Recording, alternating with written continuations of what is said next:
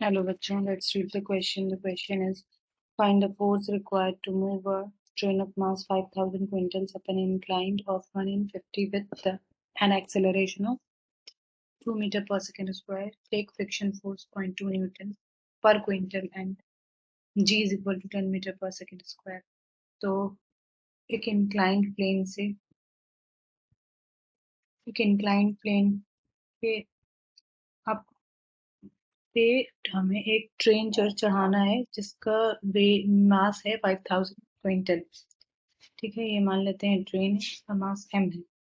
Okay, और इसको हम कितना फोर्स लगाएं ताकि ये अप द इंक्लाइंड मूव करे। Let's discuss the key concepts.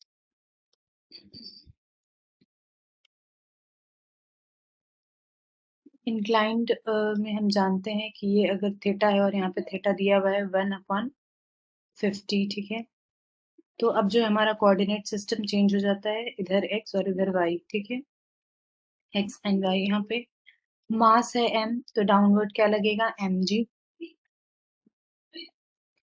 और इस mg का दो कंपोनेंट अलोंग द इंक्लाइन क्या होगा, mg साइन थीटा, और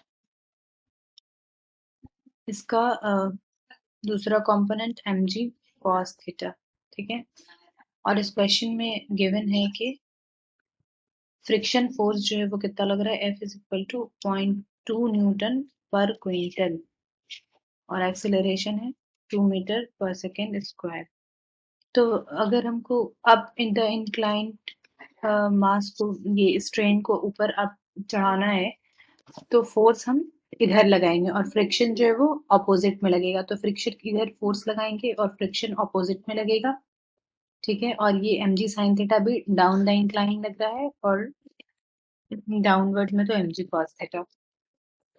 ठीक है, और अगर अब हम लिखते हैं from Newton second law, sigma F x is equal to M A x. यहाँ पे जो है एक्स हमारा ये वाला है। ठीक है, यहाँ पे हम रिजॉल्व करते हैं सारे फोर्सेस को। तो क्या होगा, पहले एफ जो हमें लगाना है ट्रेन को, ये तो निकालना है, ये F find the force required to move the train, जो ट्रेन को अप द इंक्लाइन मूव करने में एक्स्ट्रा चाहिए। F minus M G sine theta downward down the incline, और minus F is equal to M A X. इसको equation 1 मानते हैं, और अब कैलकुलेट करते हैं एफ। एक क्विंटल में कितना लग रहा है, 0.2 न्यूटन का फ्रिक्शन फोर्स लग रहा है। एक क्विंटल का मतलब 100 केजी, तो 100 केजी में कितना लग रहा है, 0.2 न्यूटन। और हमारा मास कितना दिया हुआ है, 5,000 क्विंटल। 5,000 क्विंटल मतलब 5,000 इंटू 100 केजी, अगर केजी में इसको कन्वर्ट करें तो 1 केजी में कितना हो जाएगा, 0.2 बाई 100 न्यूटन। और 5,000 इंटू 100 केजी में कितना फ्रिक्शन फोर्स लगेगा, 0.2 बाई 100, अगर इसका पॉइंट हटा दें तो 10, और ये हो जाएगा 5,000 इंटू 100। ठीक है, ये 100 कैंसिल हो गया, और कितना आया, 5 टू द 10,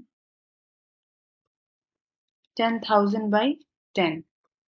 तो 5,000 क्विंटल में कितना लग रहा है, अगर हम इसको केजी में कन्वर्ट कर दिए तो 1000 न्यूटन का फ्रिक्शन फोर्स लग रहा है। F इज इक्वल टू कितना आ गया, 1000 newton. F is equal to 1000 newton. वैसे ही mg साइन थीटा निकाल लें, mg sine theta which is equal to क्या हो जाएगा, मास है 500 इंटू 100, g 10, साइन थीटा 1/50। ठीक है, इसको अगर हम कैलकुलेट करेंगे तो क्या आएगा, 1000 है ये, 5,000 इंटू 100। ठीक है, तो ये आ गया 10 टू द पावर 5 न्यूटन।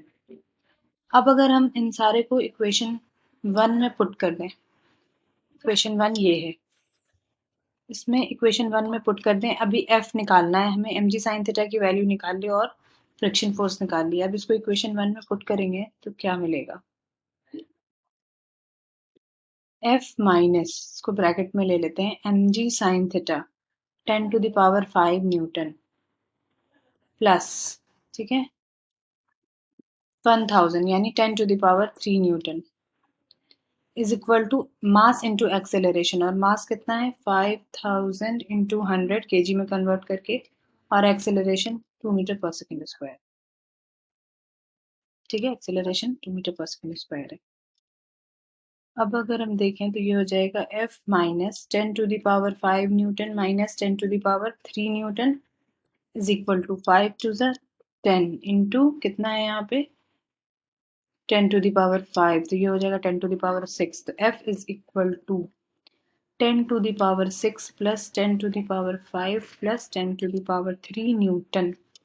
तो F क्या आ जाएगा, अगर हम 10 to the power 3 Newton common ले लें तो यहाँ पे हो जाएगा 1000 प्लस 100 प्लस 1, और इन सब को कैलकुलेट करने के बाद क्या आएगा 10 to the power 3 into 1000 plus 101 Newton 10 to the power 3 101 1 इतना आ गया इंटू 10 टू द पावर 3, तो फोर्स हमारा क्या आ जाएगा 1.101 into 10 to the power 6 newton का फोर्स अगर हम अप्लाई करेंगे तब 5000 क्विंटल की ट्रेन को मूव करा पाएंगे अप द इंक्लाइन प्लेन, जिसका एक्सेलरेशन 2 मीटर पर सेकेंड स्क्वायर है।